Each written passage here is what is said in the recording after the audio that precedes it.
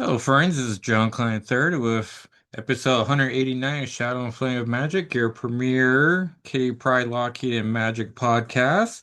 And today we're going to review Wolverine by Chris Claremont, Black Panther Volume 4, Issue 31, and then the rest of the comics that came out last week.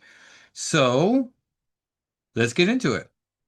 And we're trying out um, a different laptop. So hopefully everything's gonna look nicer, sound nicer. Episodes are definitely not gonna get cut off now because this thing has plenty of memory, whereas my last laptop, Windows just keeps trying to update and it just doesn't have room for anything else that isn't Windows, and then it doesn't even have enough room for Windows. So we are using this laptop, which should be pretty nice. And let's get into these books. So Wolverine by Chris Claremont's a retro series that publishes the other original work from the Paragon collection that we got the X-Men Days of Future Past Uncanny 140.5 issue from. And this was one of those, if the project got enough of a Kickstarter goal, they would have made a brand new Wolverine story. And this is that story we got. And it takes place roughly around the Uncanny X-Men 172, 173, where it's the failed wedding to Miracle, and Logan. And I imagine it takes place soon after the Viper Silver Samurai battle. And clearly Sabretooth's like, oh, Logan's getting married. I better kill him, as is his wont. And but yet before the wedding, because no one seems, exhausted from the first battle, but not sad that the wedding's off. And it starts off with Sabretooth fighting, and it's a pretty nice like Sabretooth versus the X-Men story where can one character take out an entire team? Like, probably, as we see it happen here. Sabretooth's on his way. Miracle saves herself, which is pretty cool.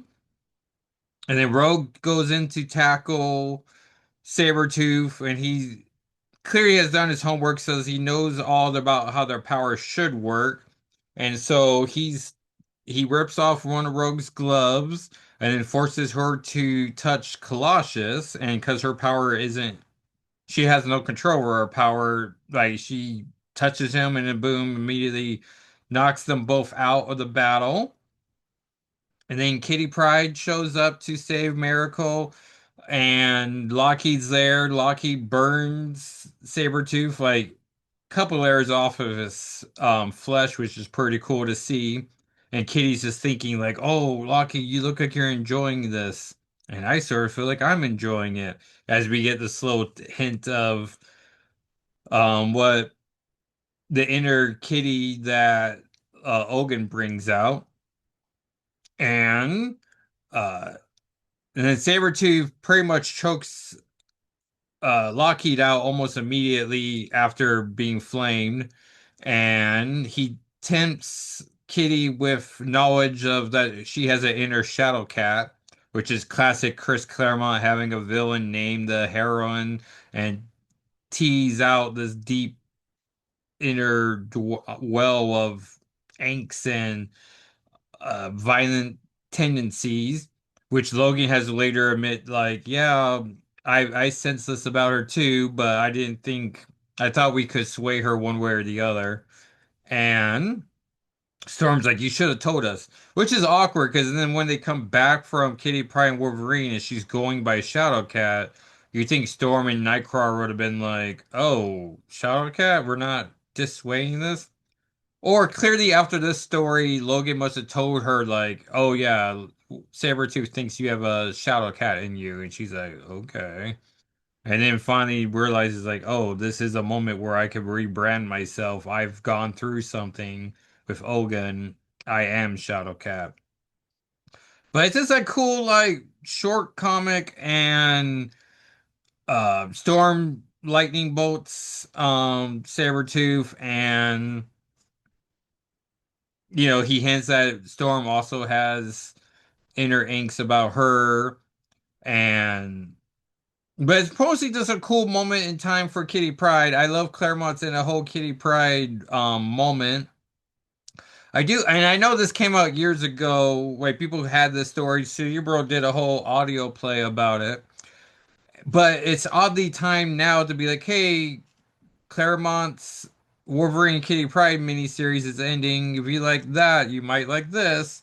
Whereas this is leading up to her being called Shadowcat, and like that miniseries is dealing about the repercussions of her being, dealing with Shadowcat and like, reclaiming her mind, and now we are just gonna have to see where that thing ends. But it's like, all right, like one thing's retro or post or pre, and then this is uh Wolverine and Kitty Pryde's post Ogun, and so he's gonna make a nice little trilogy. Which I always thought the trilogy was the Frank Miller, Chris Claremont Wolverine, Kitty Pryde and Wolverine, and then the Kitty Pryde Shadow and Flame miniseries by with Paul Smith, who I love, the legendary Paul Smith, and where I get half the podcast name from, or 2/3 of the podcast name from. And we just threw magic on there because yeah, I love those three. And so yeah, that was Wolverine by Chris Claremont, which I was a huge fan of. It was my book of the week. And then to celebrate Wakanda Forever, that I believe all episodes are out. Oh no, no, all episodes are out at once. The first, because it's only a 4 issue series taking place, I don't know, 100 years earlier. I'm forgetting, but it's a pretty good cartoon. I imagine there's no way to tie that into any proper live action projects, but at least um it's part of the lore now, it's part of canon, and just if you want a cool animated Black Panther Wakanda series, no, here you go. Presented as such. And so then we're gonna review Black Panther Volume 431, that if you want to read along, I've posted videos on both my TikTok and YouTube channels, Jackal SII. And then I got to pick 4 images from this to promote the podcast's socials, which is SNFWM. And this came out in December 2007. It would have cost you 299 pennies or 375 cans. It's rated T plus. And we get a little previously on. Unfiltered by the yoke of colonization, the African warrior nation of Wakanda flourished and became a high-tech, resource-rich, ecologically sound paradise, one that makes the rest of the world seem primitive in comparison. Ruling over the kingdom are the Black Panther and his queen, Storm. At the conclusion of America's superhero civil war, T'Challa and Ororo found themselves in desperate straits. On the losing side of the fray, at odds with Wakanda's ruling council and without an embassy in the United States. However, their luck seems to change with Reed Richards and Sue Storm offered the couple residents in the Baxter Building in their place in the Fantastic Four. That's right, because the Superhero Registration Act does pass. And then it takes Fear itself to bring it down. Yeah. Desperate to keep a negative zone. Yeah, because then Captain Steve Rogers becomes the head of S.H.I.E.L.D. and then reverses it.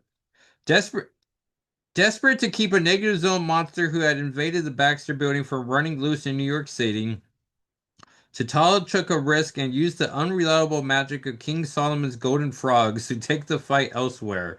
While the gamble did pay off and the team was able to extract the bug from the Baxter building, they ended up somewhere in a far more perilous. On a squirrel homeworld in an alternate reality, one under attack by some familiar looking zombies. Eager to evade the jaws of the zombie Gactali, like multiple Galactus, Galacti. The Fantastic Four called upon the Golden Frogs once more, hoping they would be able to escape the planet before the obliteration. And then we see the familiar looking zombies. And then, and this is called Dead or Alive Part 1, brought to us by Reginald Hudlin, the writer. Pencils and inks by Francis Portella. Colors Val Staples. Letters VC's Corey Pettit. Cover by Billy Tan and Frank DeMarta. Assistant editor Daniel Ketchum. Axel Alonso's editor, Joe Quesada, editor-in-chief, and Dan Buckley, publisher. And T'Challa wakes up on like a paradise of sorts with a gold yellow brick road as he's following Storm into the jungle. And then all of a sudden he comes across a site that he wishes he never saw, but has probably had many fears of of Storm and the incestual nature of the X-Men, where we see her being fed by grapes by Yukio. Logan satisfied in the back, Rogue and Gambit are all over each other, and then Colossus is hovering over Kitty Pryde. He's like, "Welcome, what are you talking about? What is this? We're the X-Men, darling. Did you think all these powers were just for beating up bad guys?" And there's an ad here for the first Transformers movie on DVD, and then Spider-Man 3 also on Blu-ray. Like, do those exist in the same time period? That's just weird. Seems weird. And so everyone's inviting him into this love nest. Emma Frost shows up in a her classic White Queen outfit, which seems more of a T'Challa issue than a Storm issue. And then Emma kisses T'Challa. And then we get Kitty Pryde in the very bottom of the panel with the roar. And I think I'm going to definitely use the team picture for one of the images. And then this would probably be the other one where the Panther god shows up and is like, "What is this madness?" And it's like, yeah, what is this madness? But new reaction drop. And then Storm says, "X-Men, we are under attack." And then a cool moment where Kitty's phasing through Colossus to get into the battle. And what is the god's name? Ba, is it? Bal? And T'Challa is trying to tell her to stop. That this is sacrilegious. And then in a fun sequence, T'Challa slaps or face pushes Emma away, and then Scott shows up to be like, "Hey, you can't do that." And then he shoves Cyclops down with a splutch. And then Logan's like, "Nice one, always wanted to do that." But then realizes like it's cool that you did that, but also not cool you did that because Scott's an X-Men. Too bad for you, he's an X-Man. You're not, and we always take care of our own. So that'd be the third image. And maybe I just use the cover for the fourth. Probably should, right? To show people like this is where the comic's from. And then T'Challa realizes that this is not real. How could it be? And then he's back on the golden um bridge, and we see what's going on. Psycho Man is having the Fantastic Four as prisoners. Storm's slowly waking up, and then we see that she's saved by her deceased father-in-law, um T'Chaka, which is cool. And T'Chaka kills Psycho Man.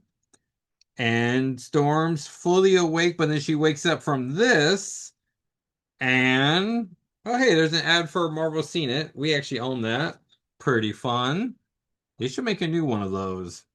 But I guess most people don't have DVDs anymore, so then they gotta figure out a way around that. And then everyone's starting to wake up except for Johnny, but Ben Grimm's there wearing his shorts. I always like my thing in boots. And uh Black Panther is awake. He catches Johnny. Psycho Man's just withering on the ground. They confess their love for each other. They start making out, and Grimm is just like, "Whoa, oh boy, Ove? Yeah, Ove, right?" And she says, "But later we need to talk with your relatives." Same here, but regarding your association with the guys, man down here. And then Johnny's still not waking up, and Halo 3 apparently is coming out. They made some toys to tie into it, or action collectibles. Oh, replica weapons to use their official terminology. And so now they want to escape. One of those golden frogs shows back up to teleport them. And they do, and now they're in like 1920s Marvel, which I really like that. Well, I like the 1920s Marvel of the Sabretooth Dead Men Don't Tell Lies. Something like that. It was Frank Thierry, which I was enjoying until it became more of a Sabretooth miniseries. But if Frank Thierry just wanted to do a 1920s Marvel, I would love that. And then the issue ends with them, the gangsters, gonna take them to the arena. And that was Black Panther Volume 4, Issue 31. Um, and now I'm all out of Black Panther comics, so if you ever want to, so I think I own like eight of them officially, something like that. Like three issues were for sure the lead up to the wedding of the century, and then three more. Yeah, and then those are the Black Panther titled series. So what else came out last week? Let's make sure we're still recording. We are. Oh yeah, Ultimate Wolverine 8. Um, they're looking into rescuing mutants, which is always great. Ultimate Sprite, which I still don't understand how copyright's like. Yeah, that's fine with us. Ultimate Sprite, Gambit, Red Guardian, who I sort of forget was around, Black Widow, Agent Brand, or Commander Brand, excuse me, Beast, and the Wolverine. They get in there, they see a pile of dead bodies. Sprite phases through and then unlocks the door and gets them all in there. And we see that War Warren Worthington Angels has killed all these people, and which is awkward as he's clearly in his Archangel like motif with the metal wings, but Mikhail Rasputin's going by Ar Archangel already, so it's like, why would we even use that name if you're literally introducing Angel into the next issue? But I don't know, here we are. And we know this is a 12 issue series, so this is issue 8, so four more to go. And so Arc or Angel throws his metal talons. It phases through Kitty, and it's just one of those real time moments where you read something, you're just like, "Oh, is Kitty gonna die?" Because honestly, I've been liking this new universe. I think it's 6160 is the new Ultimate timeline, whereas the other one was like 6106. I don't know. It was a clever use of the 616, and. And like I've not been buying every Magic appearance, but I'm really committed to getting every Ultimate Sprite appearance. And it's just like, oh man, and once she's dead, I'm done with this timeline. And yeah, and so she doesn't die, but we do lose Bran and Beast, and it's like we just keep losing our beloved characters. And hopefully Kitty just survives it. But and Logan has this weird opinion of like Angel's too far gone, he can't be saved, and it's like, buddy, they saved you. Like, does he not trust the process? Like, should we be worried that if Warren can't be saved, Logan ultimately can't be saved himself? And so I imagine that's gonna be one of the many things we deal with. And then there's the ultimate end that this is all leading in up into. So, and we'll have to see how much Sprite's involved in that or magic. And it'd just be better if we just had a local comic book store where on Wednesdays I could just go and buy these books and have everything just be nice and tied up. But Unfortunately, like all the comic book stores for me are like Kelly's Comics in Great Falls, which I love, but it's an hour and a half one way. Bozeman has, oh, what's it called? I know Billings has Splash Page, and Billings is like 4 hours away. Let me type in. Bozeman has Rook's Games, which I've been to years ago, but hopefully we're going to Bozeman soonish and check that out. Um, and that's like an hour and 45 minutes. And then Missoula is 2 hours away, and they have Muse Comics, which is great. Um, Splash Page in Billings. And I want to say they have another one that was like a more of a like a thrift store with a comic book, but a great comic book section in the back for like back issues. I wish I had more time to shop there last time we were in Billings. And Billings is like 3 hours one way. And you feel those last hours. Like, I don't know, it's just a long time. And then Helena has White Knight, which is great for back issues. And the Golden Girls has section in their thrift shop run by Rob. It has like a mini store inside a store, and that's pretty great store too. But it's just it'd be nice if there was just one here in town that, Wednesday evening I can just stop by and pick up books. And then pick up other books. And yeah, so Ultimate Wolverine 8.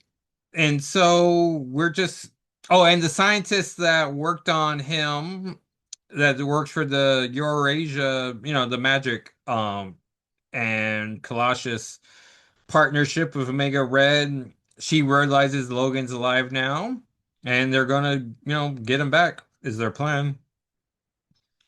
And then we have Deadpool kills the Marvel Universe one last time 5, which magic just shows up once, the magic from the previous issue.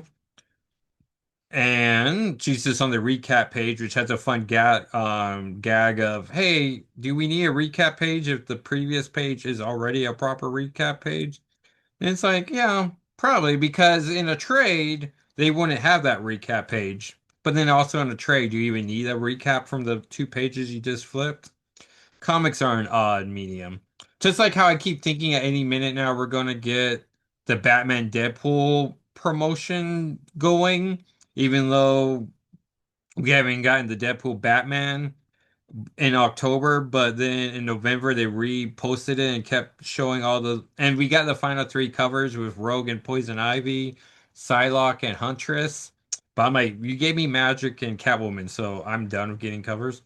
But any minute now, we should be starting the Deadpool or the November solicitations. So we're not any minute. Today's the 10th. So yeah, in 2 weeks.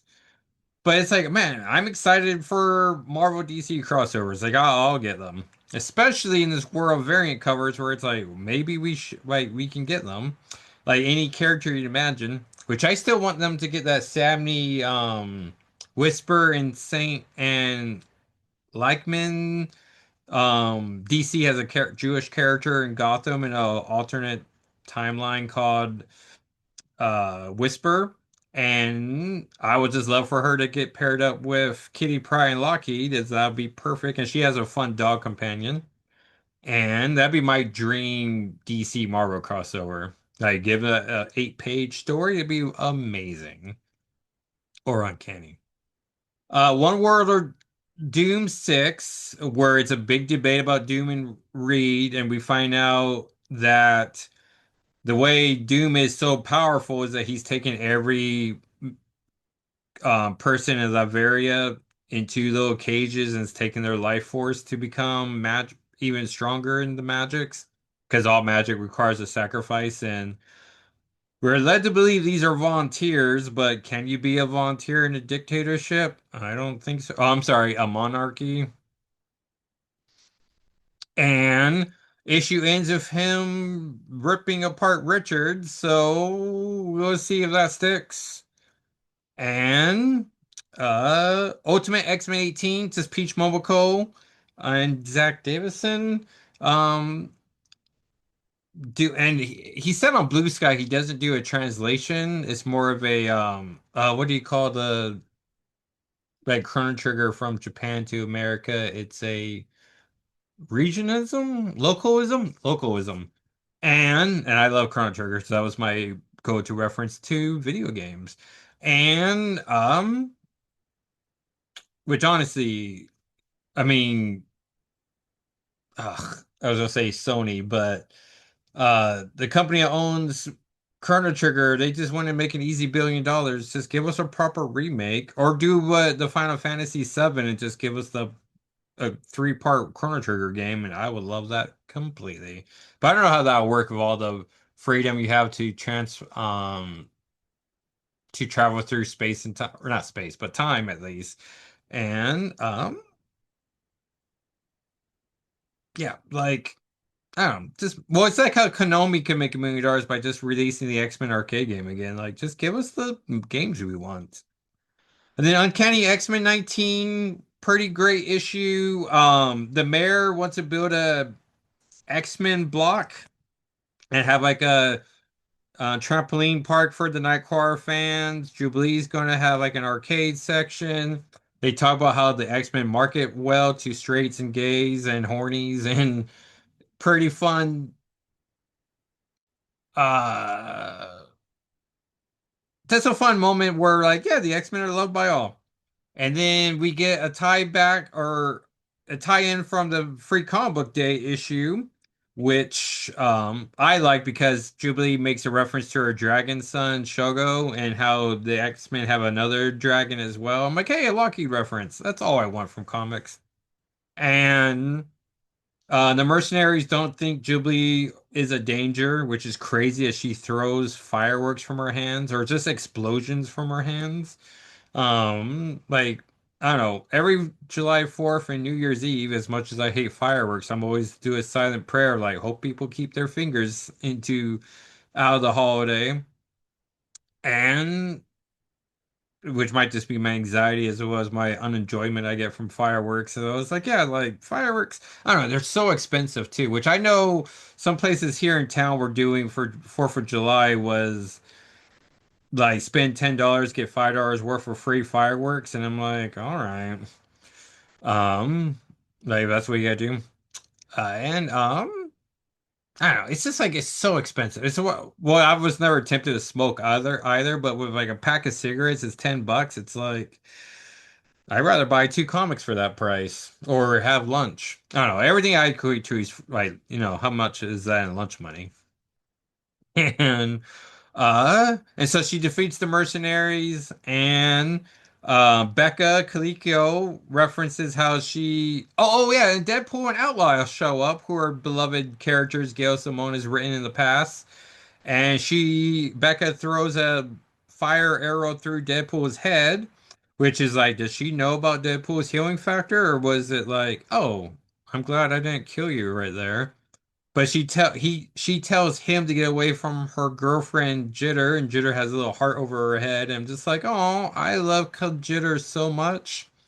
Um, and yes, it's an unfortunate ship name where it does sound like cat litter, but it's it's not. It's called Jitter.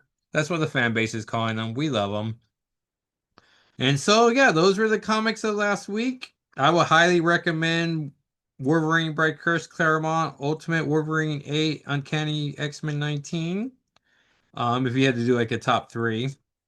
And then next week, another big week, we have Magic 8, which has that Dodderman costume gallery cover that I want so badly, but I haven't seen anything on eBay that's cheaper than $50. And I'm like, I'm not paying $50 for that. Which is crazy, as I have the Dodderman Cyclops cover and I spent like $8 for it.